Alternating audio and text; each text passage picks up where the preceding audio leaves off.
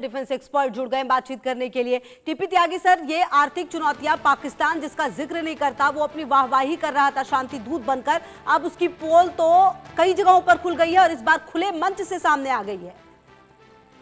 जी, ये पाकिस्तान की पोल पहली बार नहीं खुली है जी। कुछ समय पहले ही, शायद पिछले ही साल, डच के एक मेंबर ऑफ पार्लियामेंट ने ये कहा था कि पाकिस्तान 100%, 100% आतंकी देश।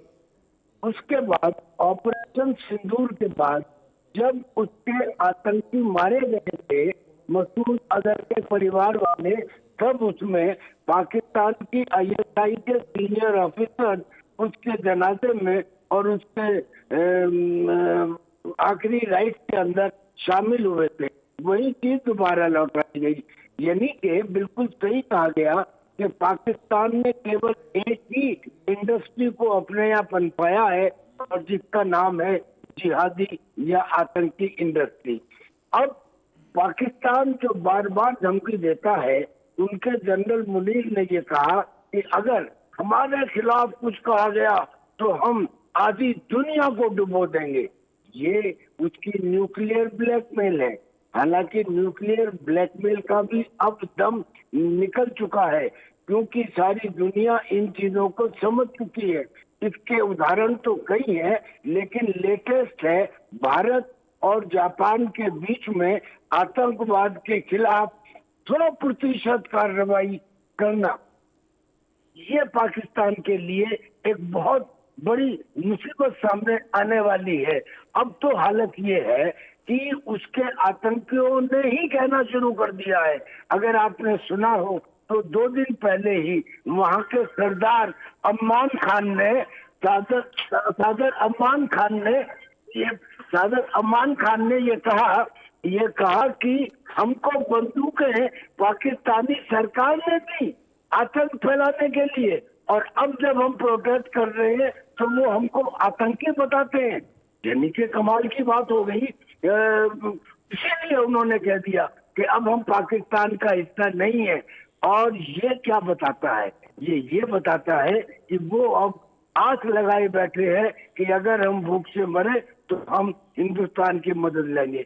उधर बलूचिस्तान में, वहां पे ये कह दिया गया कि Balochistan is now Republic of Balochistan, और अफगानिस्तान के अंदर जो पाकिस्तान की एम्बेसी है उसको हटा दो और उसकी जगह बलूचिस्तान की एम्बेसी को रखो।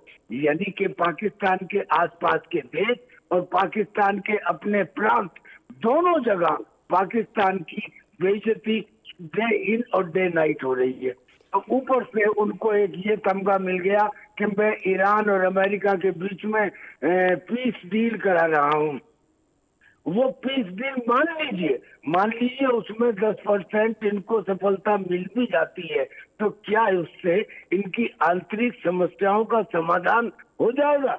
इनकी आंतरिक समस्याएं जो हैं वो आज से नहीं, इनकी बेफजूली खर्चे से या इनके न्यूक्लियर वातावरण को हवा देने से या इनके बलोच और खैबर पख्तूनख्वा के लोगों के साथ गलत संबंधों की वजह से तभी से शुरू हो गए थे जब पाकिस्तान अस्तित्व में आया था।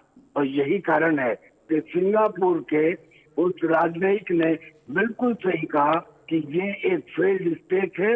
लोग बाग थोड़ा बहुत अगर इसको तरजीह देते हैं तो केवल इसलिए देते हैं कि इसके पास न्यूक्लियर हथियार हैं। लेकिन ये उपलब्धि बहुत जल्दी खत्म होने वाला है।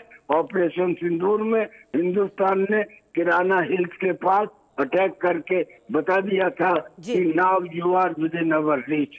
मैं समझता हूँ कि पाकिस्तान को अब इससे सबक ले लेना चाहिए, वरना पाकिस्तान का फ्रेगमेंटेशन, उसका 3-4 स्टेट में बंटना।